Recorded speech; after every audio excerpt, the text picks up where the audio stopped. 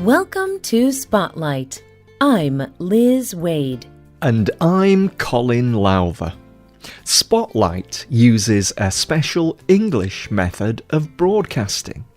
It is easier for people to understand no matter where in the world they live.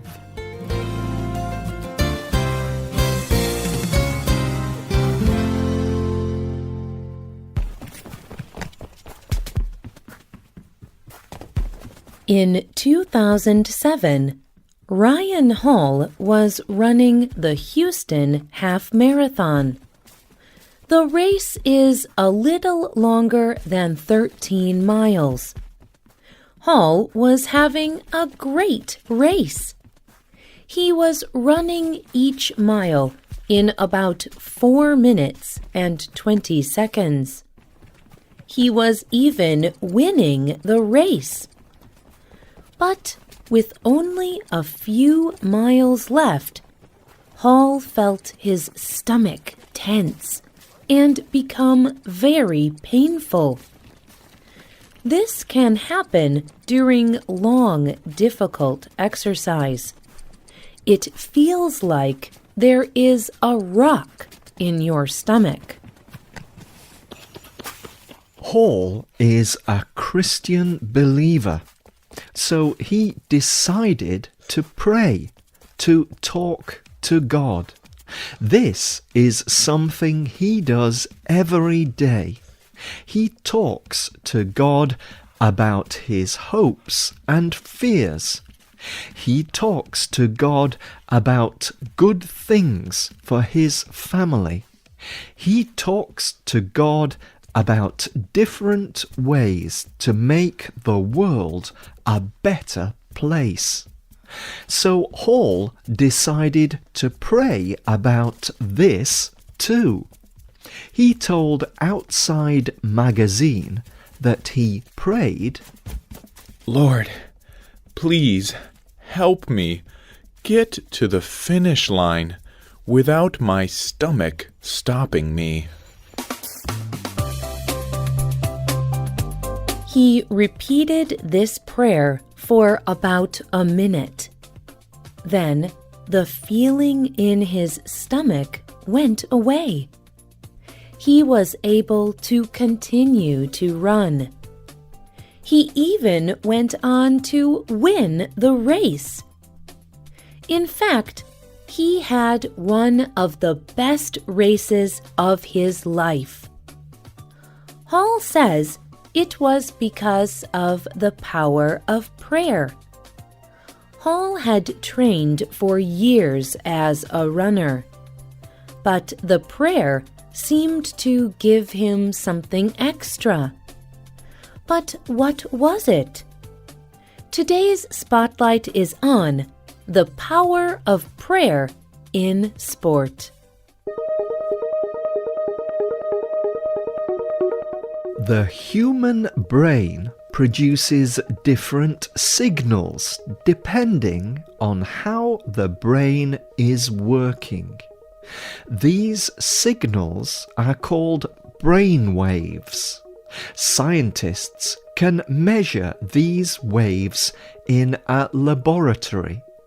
Scientists can look at brain waves and know if a person is sleeping or if they are thinking about a difficult problem. When a person is competing well in sport, their brain makes alpha brainwaves. The brain makes alpha waves when a person is calm and focused. They are not thinking too much. Many athletes call this being in the zone or flow. They report being able to perform their sport and not think too much about what they should do. They just act. But it is difficult for a person to force their brain to make alpha waves.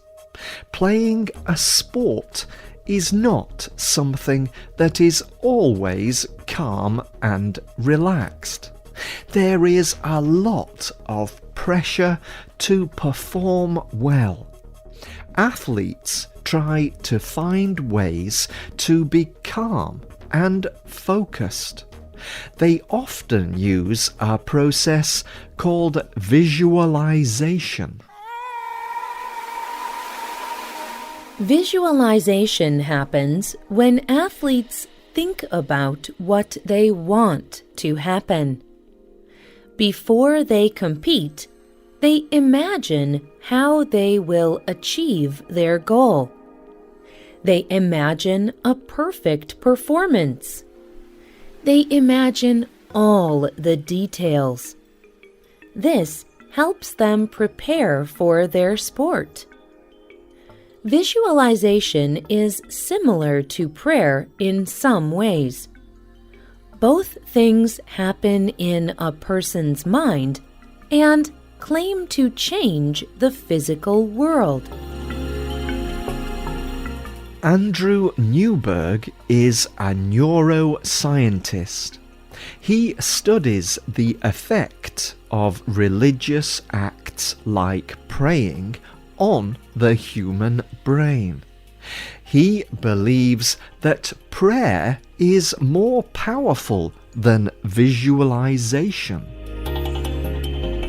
Newberg's research shows that religious people are doing more than visualization. They believe what they are doing. This makes prayer stronger than visualization. Newberg told Outside Magazine, "The more you believe in whatever you are doing, the stronger the effect is going to be.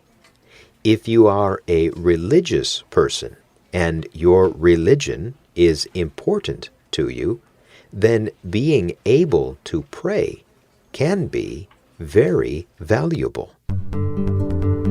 This means that when people like Ryan Hall have very strong beliefs, their prayers in sport can help them.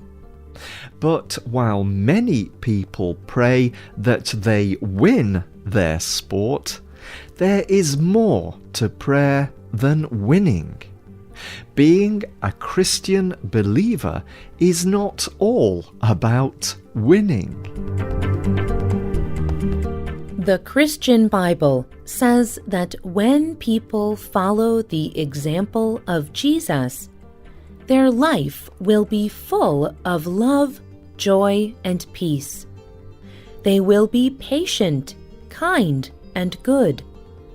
They will be faithful, gentle, and self-controlled.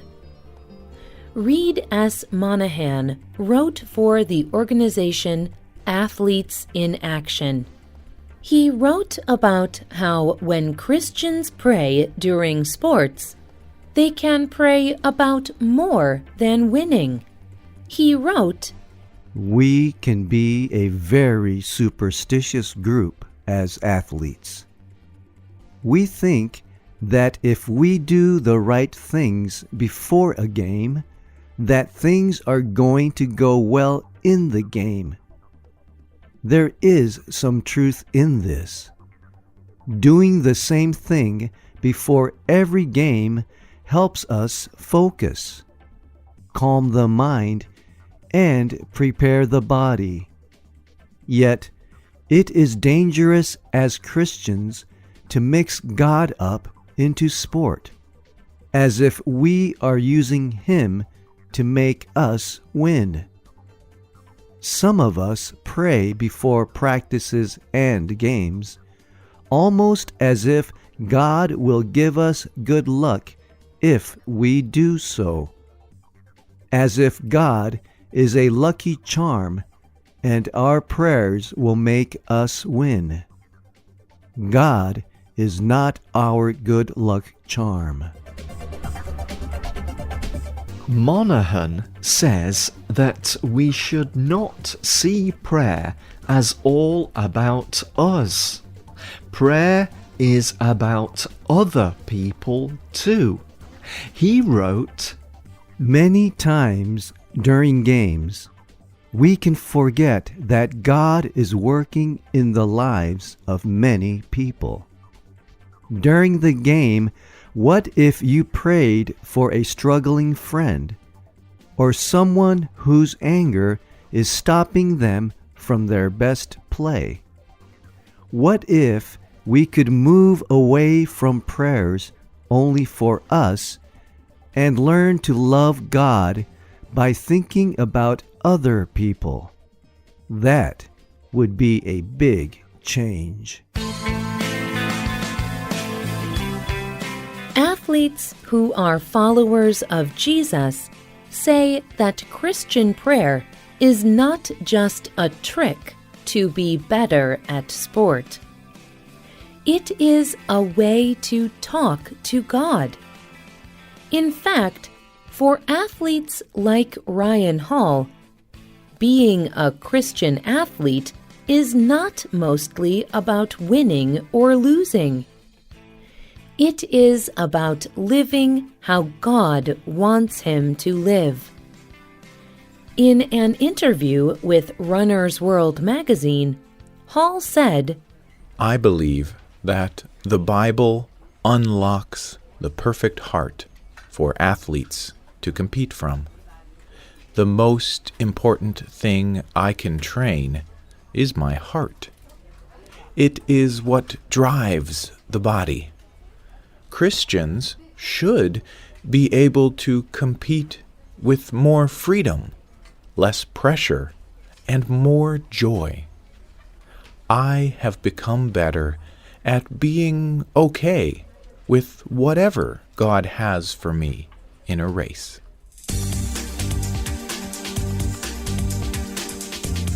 do you think prayer can help people?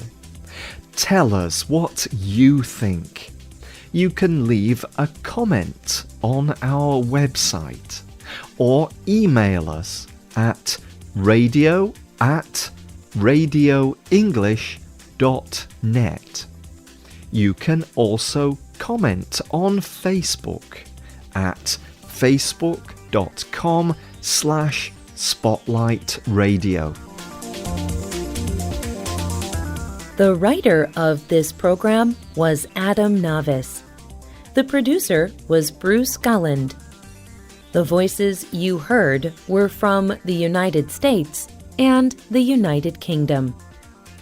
All quotes were adapted for this program and voiced by Spotlight.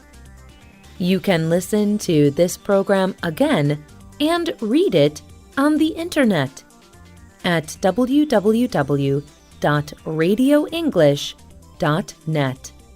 This program is called Prayer and Sport. Look for our listening app in the Google Play Store and in iTunes. We hope you can join us again for the next Spotlight program. Goodbye.